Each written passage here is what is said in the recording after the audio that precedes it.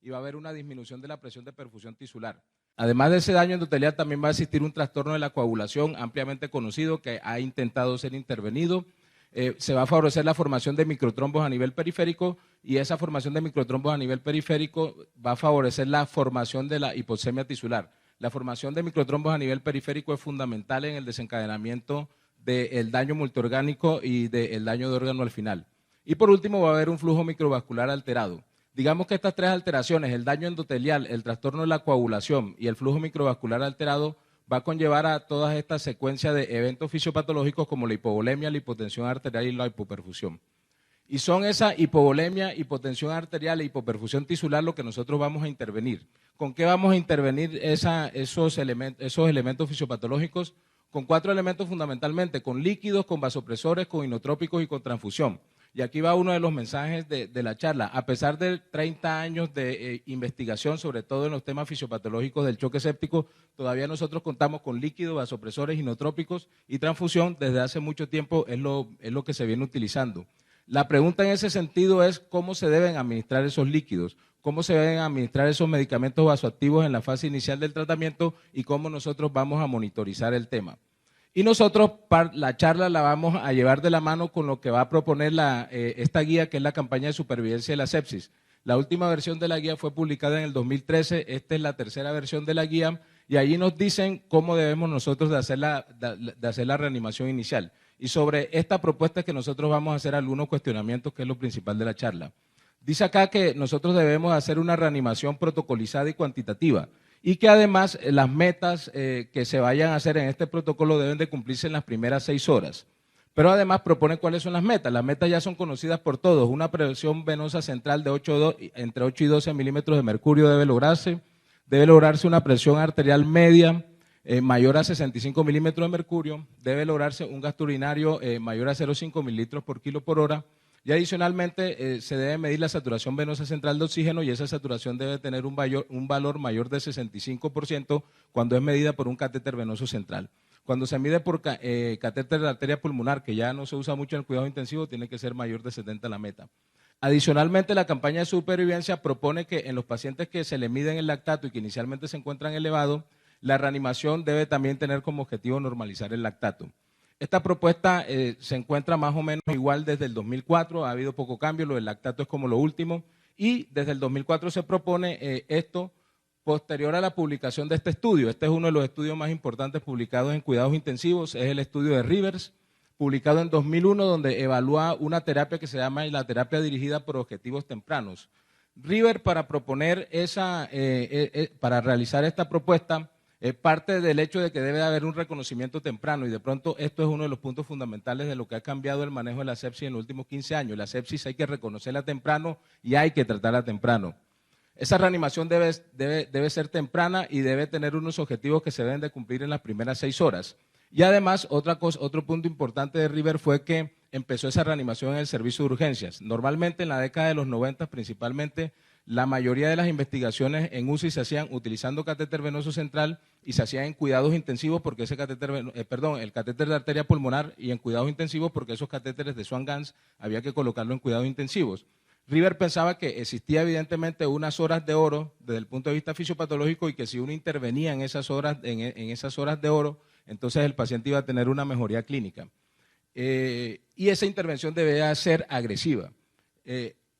Teniendo en cuenta esto, River planteó que debería existir unas metas macrodinámicas, pero además de las metas macrodinámicas que nosotros siempre ya conocíamos, debía existir una meta que evaluara la perfusión tisular. La propuesta que hace River es que se debe evaluar con la saturación venosa central de oxígeno. A partir de ahí, él le autoriza a 263 pacientes en un estudio unicéntrico, en donde un grupo iba a la terapia estándar y otro grupo iba a la terapia dirigida por objetivos. La diferencia entre los dos grupos era que en el grupo de la terapia dirigida por objetivos se adicionaba la saturación venosa central como meta. Esa era la única diferencia. Y aquí está el protocolo. Yo creo que ya todos lo hemos visto en algún momento. Es un algoritmo fundamentalmente. Esas flechas indican que esa es la secuencia en que se debe hacer la reanimación, por lo menos en la propuesta. En la primera meta cumplir es la meta de PVC.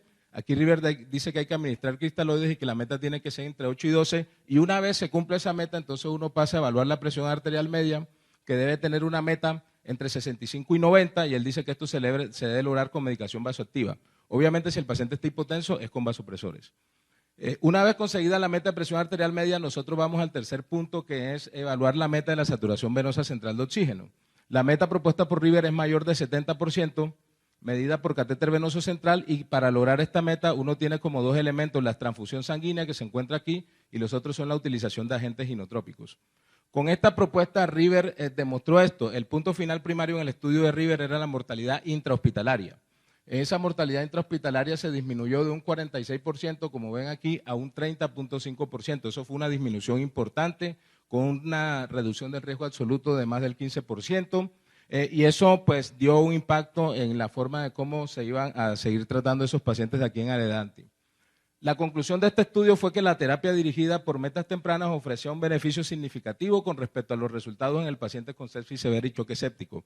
Y de ahí en adelante se empezó a reanimar más o menos el tema de la sepsis severa y el choque séptico, teniendo en cuenta esas metas, teniendo en cuenta el reconocimiento temprano y arrancando desde el servicio de urgencia, que de pronto fue una de las cosas fundamentales. A pesar de lo anterior, el protocolo fue ampliamente debatido y ampliamente discutido. Muchas personas pensaban, los dos principales puntos de controversia eran eso. Primero, la meta de la PVC. La meta de la PVC ha sido ampliamente demostrado que no predice el estado de volumen. Cuando se han hecho evaluaciones del estado de volumen, comparándolo con un valor absoluto o un valor único de PVC, se ha demostrado que no hay una correlación, y tampoco la PVC servía para predecir si un paciente respondía a volumen o no respondía a volumen, que es una de las cosas importantes acá en este tema. Y lo otro era la saturación venosa central, porque muchos pacientes ingresaban con una saturación mayor de 70, entonces si yo tengo una saturación mayor de 70, según River ya estuviera reanimado, pero además de eso, muchos pacientes con esa saturación mayor de 70 no es que tengan una adecuada perfusión tisular, sino lo que van a tener es una alteración en la extracción tisular.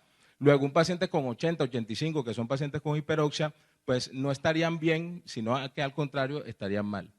Además que más del 60% de los pacientes, para lograr con la meta del 70%, requirieron de transfusión, y la transfusión es un tema que progresivamente ha demostrado que aumenta los riesgos de infecciones, etcétera. Cada vez se han disminuido más los umbrales que deben disparar la transfusión en cuidados intensivos. ¿Qué se hizo ante las críticas del algoritmo de River? Se propusieron unos estudios internacionales, el primero propuesto en Estados Unidos, desde Pittsburgh, el estudio PROCESS, el segundo fue propuesto desde Australia y Nueva Zelanda, el estudio ARIS, el tercero fue propuesto desde Inglaterra, que fue este estudio, el PROMIS. Todos esos estudios empezaron a sacar los resultados después del 2014 y tenían un objetivo común, que era evaluar la terapia dirigida por objetivos versus un cuidado usual. Mucha gente pensaba que realmente eso de la PVC y la saturación venosa de pronto en un contexto de evaluación más amplia no funcionaba bien. Fueron saliendo los resultados. El primero fue el estudio PROCESS, publicado en el primer semestre del 2014. Ahí habían tres grupos: el grupo que se reanimaba como River, que es amarillo, y otros dos grupos, una terapia protocolizada o estandarizada y un cuidado usual. El cuidado usual era como el médico le parecía que había que hacer la reanimación. Y en esa gráfica de mortalidad nosotros lo que vemos es que la mortalidad a 60 días incluso es un poquito mayor en el grupo del protocolo de Rivers, y no hubo una diferencia estadísticamente significativa si yo utilizaba cualquiera de las formas de reanimación. El segundo estudio salió publicado también en el 2014, el ARIS. Ahora esta es una curva de supervivencia que parte del 100%, y lo que nosotros evaluamos vemos es que la supervivencia a 90 días prácticamente es igual, el mismo número de pacientes viven a los 90 días según el protocolo. Lo tercero, el tercer estudio salió el año pasado, que fue el estudio PROMIS. También muestra una curva de supervivencia, o se muestra una curva de supervivencia aquí en este estudio PROMIS, donde se ve claramente que hay una sobreposición de las dos curvas, diciendo que el protocolo guiado por metas da un resultado semejante al protocolo del cuidado usual. Estos tres estudios pusieron el tema en el tapete, se abrió una discusión amplia a nivel internacional, si era que River definitivamente no había mostrado las cosas o cómo se podían de pronto interpretar estos resultados. ¿Cómo se podían explicar los resultados? Se han escrito una serie como de argumentos. Aquí nosotros vemos uno. Estos cuadros están haciendo demostración del número de pacientes que eran incluidos mensualmente. Realmente en estos estudios se incluía en promedio menos de un paciente al mes por cada centro. Eso es muy bajito. Y realmente había una alta tasa de tamización, había una alta tasa de criterios de exclusión, y lo que parece es que hubo un sesgo de selección en estos grupos más cuando las tasas de mortalidad fueron muy bajas. Eso es algo de lo que argumentan allí. Sin embargo, otra de las argumentaciones también aparecen aquí. Las saturaciones venosas centrales en el estudio de River, que es este que está aquí de primero, el 48, es muy bajo. Realmente esas son saturaciones venosas bajas que no se encuentran casi en los pacientes que nosotros vemos, mientras que en los otros 3 estudios las saturaciones venosas eran como más bien normales. Lo que también se argumenta es lo contrario, que en el estudio de River fue que existió el sesgo de selección, no en los demás estudios. River dice que él cogió más bien los pacientes en una fase más inicial, en una fase más temprana, y en esa fase más temprana, pues la saturación venosa sí está baja por disminución del aporte de oxígeno, y además en esa fase más temprana se beneficia el paciente de un manejo más agresivo. Lo otro que se discute es la mortalidad intrahospitalaria, y esta mortalidad, fíjense que entre el 30 y el 45% fueron las mortalidades en el estudio de River, mientras que la mortalidad en los demás estudios fueron muy bajas. Y realmente hay otros estudios de choque séptico donde no han demostrado estas bajas tasas de mortalidad. Entonces, mucha gente dice que de pronto esas bajas tasas de mortalidad era secundario como un sesgo de selección, que se seleccionaba muy bien un paciente que de pronto no era de tan alto riesgo de mortalidad, y por eso existían esas bajas tasas de mortalidad. Ahí hay 2 publicaciones donde se hacen comentarios alrededor de lo que nosotros venimos haciendo con unas preguntas. ¿Verdaderamente ha cambiado la mortalidad con el tiempo? De todas maneras, parece que sí. Después de la aplicación del estudio de River, el reconocimiento temprano ha sido fundamental, y el tema del antibiótico que ya el doctor expuso anteriormente ha sido fundamental. Además que ya los cirujanos drenan más rápido y paran como más bolas en las cosas que a veces tienen que hacer, no se demoran tanto como con esos asuntos. Eso también yo creo que ha favorecido el tema. ¿Hubo un sesgo de selección? Pues es difícil de definir eso, pero es algo de lo que se cree o se piensa. Se escogieron pacientes con diversas condiciones fisiopatológicas, eso es difícil porque los criterios de inclusiones eran igualitos, entonces más bien ahí el estudio de River es el que de pronto no está bien parado en ese tema. De todas formas, esos 3 estudios también lo que determinaron fue una realidad, que no hay un consenso actual en el tipo de monitoreo hemodinámico, pero que además no hay un consenso acerca de la necesidad de un manejo protocolizado. Hay gente que dice que ya como el cuidado usual pues dio lo mismo, entonces manejemos al paciente como con el cuidado usual. Mientras otras personas argumentan que al contrario, que todavía hay que seguir como con los protocolos, incluso con el catéter venoso central. Una vez cuestionado como el protocolo en sí, vamos a pasar como a los cuestionamientos individuales al protocolo. Entonces el primer cuestionamiento es el de la PVC. Ya habíamos dicho que habían diversos grados de hipovolemia en la sepsis, y las preguntas aquí importantes son, bueno, yo cuando estoy con un paciente con choque séptico voy a administrar líquidos, ¿qué cantidad debo administrar? ¿Cuánto? Y además de cuánto, ¿cómo voy a monitorizar los líquidos? Esa es como la segunda pregunta clave. Y el tema es porque la PVC que se propone aquí ha sido ampliamente desafiada. Aquí hay una de las revisiones sistemáticas que se citan con más frecuencia, de Paul Marik, publicada en 2008, donde demuestra que definitivamente la PVC parece que no sirve. Pero, ¿qué dice la guía? La guía dice que nosotros tenemos que hacer una cosa que se llama un reto de líquidos, y que ese reto de líquidos debe de administrarse con un mínimo de 30 mililitros por kilo, lo cual da una carga alta de líquidos. Y realmente a veces algunos han cuestionado todas esas cargas altas de líquido porque la acumulación de líquido es un factor de riesgo deleterio en esos pacientes críticos. ¿Un reto de líquido qué es? Un reto de líquido consiste en administrar una carga de volumen, poner a prueba la ley de Starling, que ese volumen llega a las cavidades derechas y que por un aumento de la fibra pues se aumenta el desempeño cardíaco. Entonces, administrar una carga de líquido y evaluar el impacto de esa carga de líquido en la función cardíaca. Y se explica con esa curva clásica de Starling. Nosotros vemos aquí en esta curva el volumen sistólico en función de la precarga. Y nosotros además ahí vemos 2 curvas. La curva de arriba es una curva de ventrículo normal, la curva de abajo es una curva de ventrículo de pacientes con falla.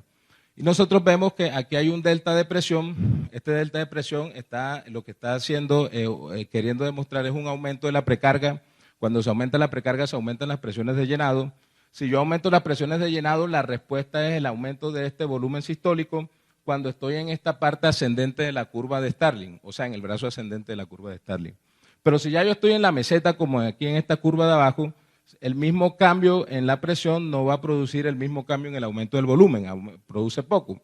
Luego, estos pacientes de aquí abajo en teoría no se beneficiarían de líquidos o no responderían a líquidos, y en teoría los pacientes de arriba sí responderían a líquidos. Se puede evaluar el gasto cardíaco, se puede evaluar el índice cardíaco. En general se evalúa aquí una medida de desempeño, es una medida de desempeño cardíaco en función de la precarga. Pero pues hay que tener un catéter de Swan-Ganz o un monitoreo de gasto cardíaco o por ejemplo un ecocardiograma para evaluar ese tipo de cosas. El reto de líquido entonces va a clasificar los pacientes en los que responden y los que no responden. Además que un respondedor es aquel en el cual el gasto cardíaco aumenta más del 10%. A pesar de que esto suena un poco fisiológico y tiene algo de coherencia, pues hay muchos cuestionamientos. Varios son de que no está estandarizado. No se sabe si poner 500, 1000, 1500, etcétera. El 10% además ese es un valor como arbitrario un poco. No se sabe en cuánto tiempo hay que administrar los líquidos, si en media hora, si en una hora, si en 20 minutos hacer el bolo. Pero otra cosa más importante es eso. Si sale respondedor a líquidos, ¿qué hago después? O sea, ¿le pongo los líquidos a cuánto? ¿Cada cuánto le repito esos bolos? ¿Cada cuánto se le repite esas cargas? O sea, realmente no hay como una parte práctica tampoco que uno ponga en marcha como en ese sentido. De pronto, si el paciente no responde, entonces ya uno disminuye los líquidos, sería como lo importante. Y lo otro tiene que ver con esto, con qué implica ser respondedor a líquidos.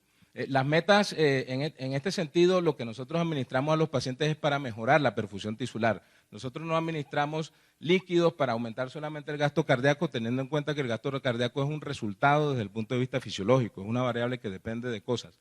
Entonces, más allá de que se aumente el gasto cardíaco, lo que uno tiene que ver es un verdadero impacto en la perfusión tisular. Y esto fue lo que vieron aquí, este grupo, esta investigación publicada en 2013 por el grupo francés que ha publicado mucho en este tema.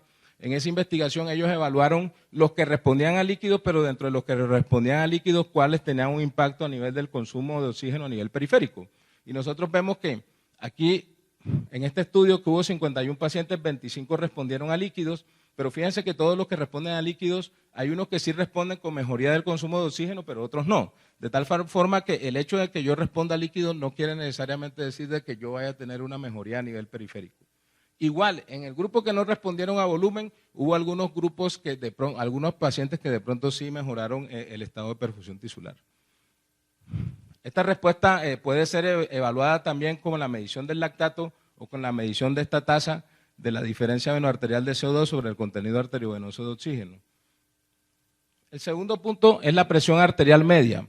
En el choque séptico hay una hipotensión, y eso disminuye, y hay disminución de la presión de perfusión tisular. Aquí la pregunta clave es, ¿cuál es la meta que se debe obtener? El protocolo de River dice que 65 milímetros de mercurio, el Surviving dice que hay que poner vasopresores para lograr una meta de 65 milímetros de mercurio de presión arterial media. ¿Y por qué 65? Aquí hay una curva de autorregulación que uno la ve a nivel regional, por ejemplo, en el flujo sanguíneo renal, en el flujo sanguíneo del sistema nervioso central, o una curva que puede ver en el flujo sanguíneo a nivel cardíaco. Y nosotros vemos que este punto entre 60 y 70 es el punto como de presión mínima. Nosotros aquí estamos viendo el flujo sanguíneo en veces de lo normal, uno es una vez lo normal en función de la presión arterial media. Y vemos que cuando el flujo es normal, la presión arterial media está con ese valor, y que cuando aumentan los valores, pues el aumento del flujo no es tanto, pero cuando disminuye la presión por debajo de esos valores, hay una disminución del flujo importante. Luego ese 65 se convierte de pronto en una meta teniendo en cuenta que es el punto del límite inferior de la curva de autorregulación. Curva de autorregulación de pacientes normales, no curva de autorregulación de pacientes en sepsis ni nada de esas cosas, que eso es como otro tema de discusión. Pero además la epidemiología también ha dado datos. Entonces se ha demostrado que la presión arterial media, cuando está por debajo de 65, pues tiene una alta capacidad de predecir resultados de mortalidad. Aquí nosotros vemos el área bajo la curva de 0,84, que es el mayor área bajo la curva para predecir mortalidad intrahospitalaria en este estudio. La pregunta entonces, bueno, yo creo que ya tengo un límite inferior, pero de pronto algunos pacientes, si yo le aumento más la presión arterial, se beneficiarán de más. Y si ustedes se ponen a pensar en algo, de pronto sí hay cierta racionalidad y cierta lógica en el sentido de que todas las personas no tienen la misma presión. Si nosotros vemos todas las personas de aquí del auditorio, no van a tener la misma presión arterial, ni sistólica, ni diastólica, ni media. Es decir, ese es un tema individual, no un tema global ni grupal. Por eso muchas personas han pensado que de pronto metas mayores de presión arterial pueden ser más importantes. Y esta es una revisión sistemática donde evalúan esos estudios. Ahí hay 7 estudios que evaluaron varias metas, 65, 75, 85, casi todos lo llevaban hasta 85, aquí uno lo llevó hasta 90, y ellos evaluaban la circulación regional, varios evaluaban la microcirculación, y este de abajo, que es el más importante, pues evaluó fue mortalidad 28 días. Y aunque sí, en general no se ha demostrado que si yo llevo a todos los pacientes a una meta mayor de presión arterial, pues no se ha demostrado en la población general. Hay un tema aquí importante, que es cuando se persiguen metas más altas, pues hay mayores eventos adversos. El problema es que a veces cuando uno persigue estas metas más altas, en esos estudios colocan más dosis de noradrenalina. Y hay muchos pacientes de esos que la noradrenalina la han llevado a dosis de 1,5 dosis que no se utilizan en la clínica. Porque todos sabemos que entre más carga haya de noradrenalina, pues va a haber mayores efectos adversos de taquicardia, de arritmia, etcétera. Entonces también ese tema pues no es así, porque no es tan así en el sentido de que más bien es la carga de noradrenalina y no la meta de presión en sí misma la que está dando los eventos adversos. La presión óptima puede estar entre ese rango y es mejor manejar un concepto de rango con un concepto de un número individual. Sin embargo, si el paciente tiene hipertensión arterial crónica, y esto lo demostró el último estudio que nosotros vimos, la meta puede ser un poco más alta, porque en los pacientes con hipertensión arterial crónica, la gráfica esa que yo mostré de autorregulación está desplazada hacia la derecha, es decir, el punto mínimo de presión es un punto más alto, no ese punto de 65. La otra cosa fundamental es el tiempo. Aquí el tema de tiempo es fundamental, como en la parte de los antibióticos. El tema del tiempo es fundamental porque no solamente es importante la meta, sino es importante el tiempo en que logro la meta, y han hecho esos análisis y entre más corto se logra esa meta es mejor. En algunos estudios los resultados han sido heterogéneos y eso es fundamental. Es decir, a pesar de que de pronto no se demuestra como en global que un aumento de la presión mejore los resultados, en algunos pacientes un aumento de la presión sí ha mejorado los resultados. Es decir, puede haber una respuesta individual. Por lo tanto, ellos proponen aquí que un enfoque individualizado puede tener mejores resultados, sin embargo, eso debe ser demostrado, ¿no? El tercer punto es la saturación venosa central, y ya vimos los inconvenientes que tiene esa saturación venosa central en la evaluación. Aquí la pregunta es ¿cuál o cuáles son los parámetros? Si no es la saturación venosa, ¿qué medimos? Y la otra cosa es, bueno, lo que vamos a medir, ¿cuál deben ser las metas? ¿Cuál debe ser la meta de esos parámetros? ¿Qué se ha propuesto para evaluar la perfusión tisular? Otras cosas. El lactato. Todos sabemos que el lactato pues, ha sido ampliamente utilizado. Este es un estudio clásico de 1992 en donde se demuestra que acá a la izquierda están los grupos inicialmente los pacientes que no sobrevivían tenían un promedio de lactato mucho mayor que los pacientes que vivían, que era de 5.